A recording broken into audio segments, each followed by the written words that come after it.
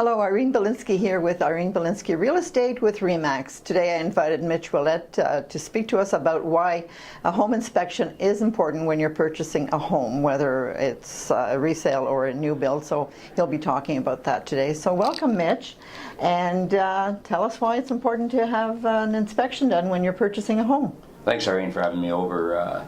A home inspection in today's environment is not mandatory in Ontario, but it is greatly recommended that home buyers go through the process. It's a cheap investment to get the peace of mind that your property you're buying is actually a good property to buy.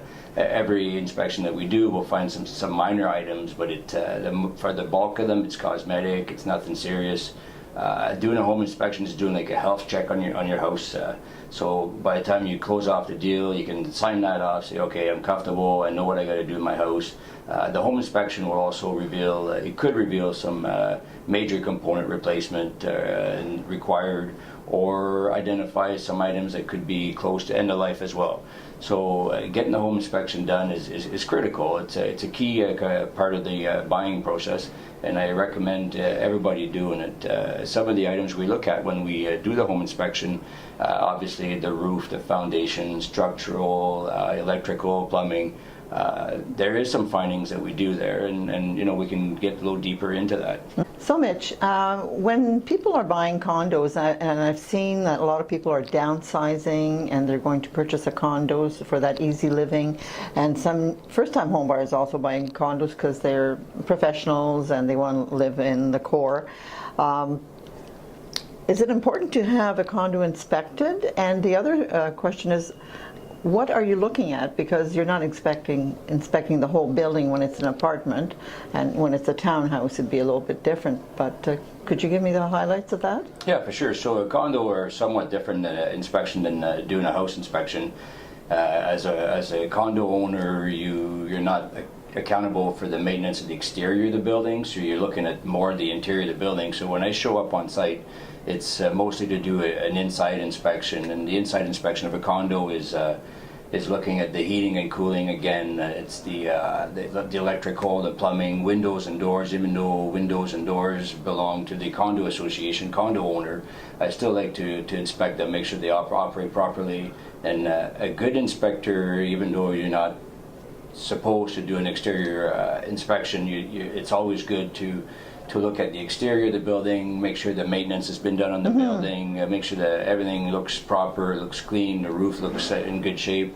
A lot of buildings you can't climb the roof, but just having a good view, a good visual of the building when you walk in, and then as you walk out, it just helps with the purchaser of the condo. It gives them an idea of how well that building's been maintained, and is there any possible upcoming surcharge on the condo fees because the maintenance hasn't been done in the past few years. Again, it's not part of the inspection, but it's just a good thing to do for the condo owners.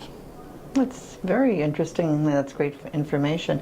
And one other thing, if there's underground parking, do you have a look at that, of the parking spot, or? Absolutely. I take the time to go down the elevator and the staircase, even though I'm not accountable to report that. But if there'd be like railings missing, I would actually report it, so the condo buyer can report it to the condo association, say, hey, when we're in the building, we noticed there's some stuff missing.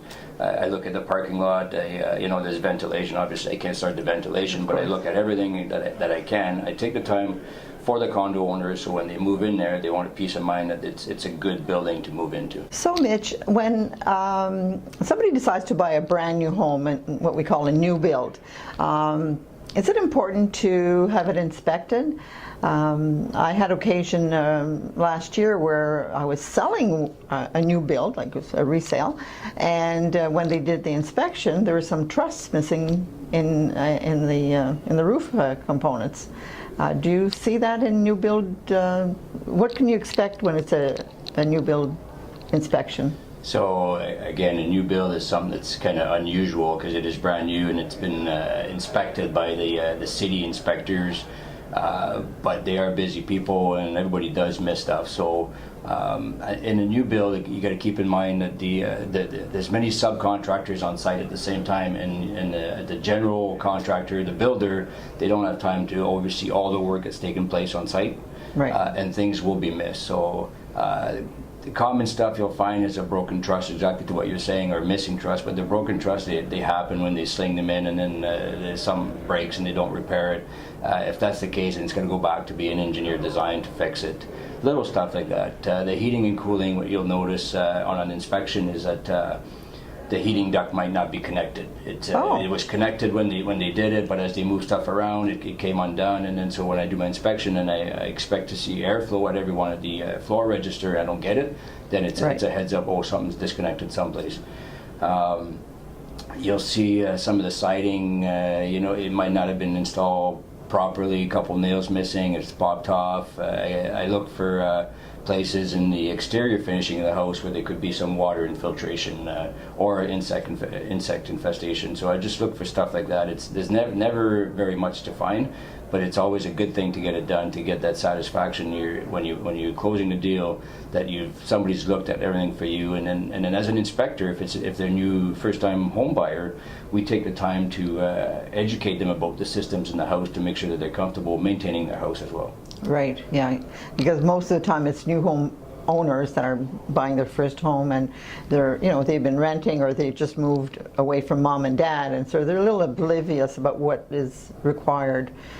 So your job overall is to educate people about the property that they are purchasing, so they'll be more knowledgeable, and then they can make a decision whether they want to move forward or not. Is that correct? Absolutely. The education factor is big, because there's so many people getting into a new home and they haven't experienced maintaining a house. Right. And just taking the extra 15-20 minutes at the end of an inspection just to educate them on their house and their systems and what to look for. And I even offer them to call. Feel free to call any time after the inspection, or even once they move in the house. If they don't understand something, I just drop by and help them out. Yeah. It's just a service that I do as an inspector. I'm there to help the client out. It's my job to make sure that they're satisfied with their inspection and satisfied with the house that they're buying. That's great. So thank you very much, and appreciate it. Thank you. So for added information, give me a call and we'll talk about it. And remember, real estate is all about you. Thank you.